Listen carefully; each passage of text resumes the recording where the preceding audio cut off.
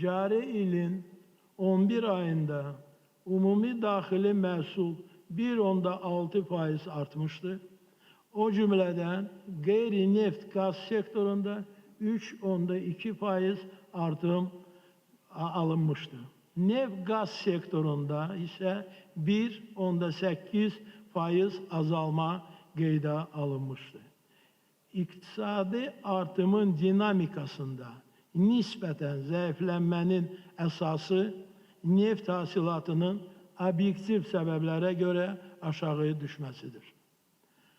Ölkəmizin strateji valyuta ehtiyatları ildən ilə artır və bu ilin əvvəlindən də əhəmiyyətli dərəcədə 12,5 milyard dollar artaraq 83,5 milyard dollar təşkil edir.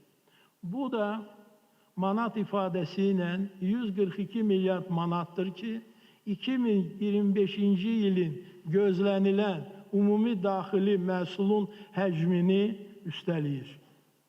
Hazırda valyuta ehtiyatlarımızın xarici borcumuzu 17 dəfədən çoxdur.